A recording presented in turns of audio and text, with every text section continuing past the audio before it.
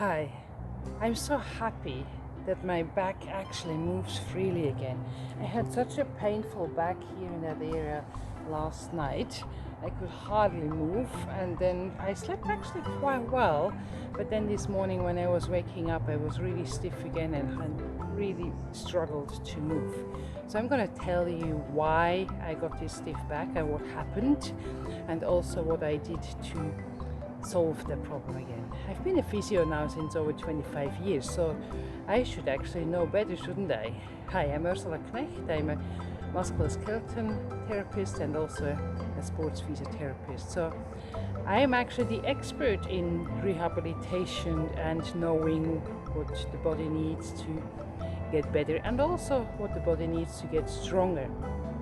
So what did I all do wrong to actually have my back pain? So I'm going to tell you that story in this video, and I hope that you are going to learn from that so you can avoid your back pain, or if you are suffering from back pain, you know what to do that you get better.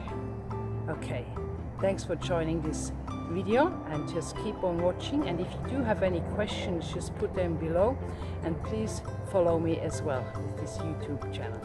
Okay, so yesterday, obviously in different clothing than I am now, I was sanding down plenty of hardwood that we actually treated before, but it's quite a stiff, quite a sturdy surface I had to sand down. On one hand I used a machine, but most of it I did by hand, so moving.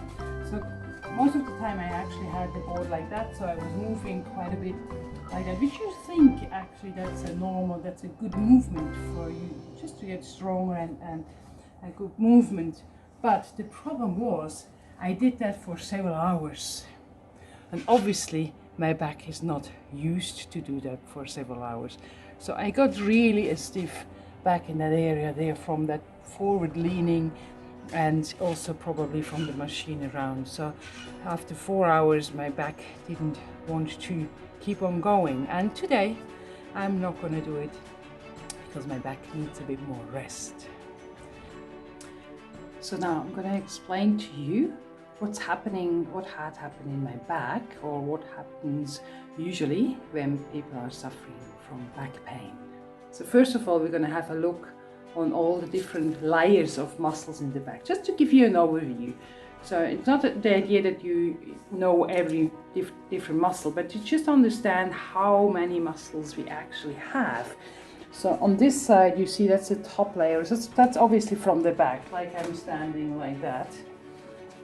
So that's the top layer of the back muscles. They're big, strong muscles that go from the back to the shoulders. That's the latissimus dorsi here, coming from the arm, going all the way from mid of thoracic spine all the way down to the pelvis area. Then if we take that away, then we see those muscles underneath on this layer, and then again if we take those away, we have another layer underneath. So we have level 1 to around level 3 now. Now when I turn the page, then you see there are even more under here, and those little ones, the smallest little ones, I'm going to show you on the spine and how they look like there as well. Now obviously that's the spine. Now just to understand a little bit more on how the spine actually works, so from the back again, so you have those bones you actually feel on your own back as well, and then this is the same direction I'm standing now. Okay, so the neutral, what the physios call, or the medical profession call the neutral spine, is actually like an S-curve. So here's the head looking forward in that direction there. Okay, so we have the cervical spine, the thoracic spine, the lumbar spine here. So with this S-curve, the S-curve really helps to take the beat, when you're running or jumping. So that impact is then like a springy function, so you don't get that impact directly on your brain, because your brain doesn't like that impact stuff. Okay, now if you look a bit closer, so my back pain was mainly in that thoracic area here, but for the explanation's sake, it's usually easier to see on the physio if I explained how the back works a bit further down, so on the lumbar spine. It's the same system, but the facet joints have a bit of a different direction. So here they are fairly flat in the cervical spine, then they get a little bit more towards horizontal here, and then they actually go into that vertical position here in that point. And what do I talk about if I say facet joint? So one vertebra body goes from the front here all the way to the back here. That's one bone. And then we have they're standing on the top of each other with these facet joints here, which you can see, which I'm just going to explain with these rubber bands and as muscles in just a second. And in the front you have the discs. So the smallest little muscles actually come across like that. And then the next ones, they would be a little bit bigger, come across like that. And then they come across like that. And as those muscles, they are the same layers of muscles that you just saw in that picture. So in here, where you see those smallest, just along the spine, those little muscles, they are just really controlling that movement of those facet joints, which I'm just going to explain a little bit more in detail. So as we said before, we have those facet joints on the back, we have the disc in the front. Now if you bend forward, no matter where in the spine, I'm bending forward now, what's happening is it's stretching obviously those muscles, and it's getting those little facet joints a little bit apart. Not sure if you can see that, yeah? And then if I bend backwards all the way again, then those muscles get short and those facet joints here move back together again. So what I did yesterday with my movement on sanding that timber was a continuous, a little bit bending, a little bit extension, a bit flex, a bit extensions, a bit bending forward, a bit up. So I used those muscles over about 4 hours of time, much more than I ever used them or have been using them for a while. So I'm not trained anymore to do carpenter work for so many hours. So that's why those muscles got really stiff and sore. And because those muscles go just across those facet joints, also the joints got really stiff. So I was really struggling to do simple movements like that. So my pain was mainly in that middle area here of the back. So doing movements like that was just impossible and really painful because it was also stiff. Now I'm going to show you what I did to help myself and also what kind of treatment I got to loosen up that back. So if you do those exercises at home, please don't do it on the bed. It's just for the video, it's easier to do it on the bed so you can see it better what I'm doing. So I had a stiff back and I really struggled to get up and get more upright. So then I used the foam roller, and my foam roller is quite firm. So it can be quite uncomfortable. So you may also choose just a towel roll.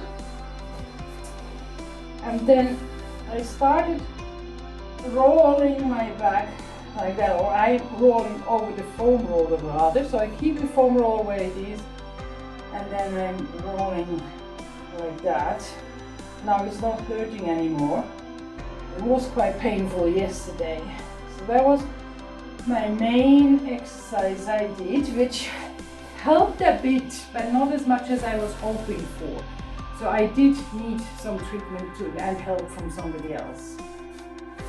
So the next exercise, which I found was less painful and also helpful, was, and again, please do that at home on the floor.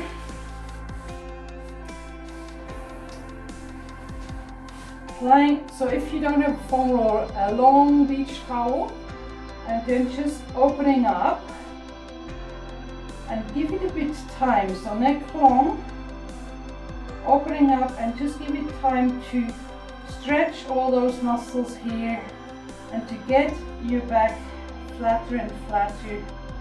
It's also really helpful for neck problems. If you have any headaches or neck problems or stiffness in your area here, that's really helpful as well. So all my exercises were helpful, but it was still quite painful and stiff. So then I needed to see somebody who actually helped me really much. So if you cannot loosen it up yourself, and if it's really stiff, you don't want to wait too long. So I saw somebody who was doing manual therapy, so loosening up those facet joints, and I also had quite some ultrasound treatment. So this one is a multifunctional ultrasound machine, so I can do more things than just ultrasound. Ultrasound with this kind of a machine is like a micro massage. So it is quite normal to have back pain from time to time, especially if you're doing some things you have not been doing for a while. Like obviously I haven't worked as a carpenter for many years. I used to be a carpenter when I was 20 years old, but obviously not since then. So I'm not used to that. So if you do something you're not used to do, but that can also be gardening or any kind of sporting activity, then it's normal to get sore. And sore muscles in the back often link to that stiffness, which I explained before, stiffness of the facet joint and stiffness of the muscles together. So you may be able to loosen it up yourself with exercise. Please do not just rest, because if you don't move, it just gets stiffer and stiffer. So you need to find movement that helps it loosening up.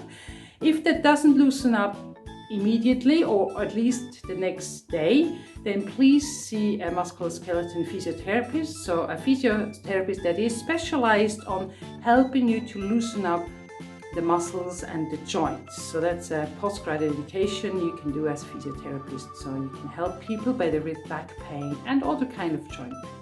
So I hope this kind of video is helpful for you and you learn some exercises and things you can do. And if you like that, please give me your thumbs up and share it with your friends and family. Thanks a lot for watching, and I see you again soon. Bye bye for now.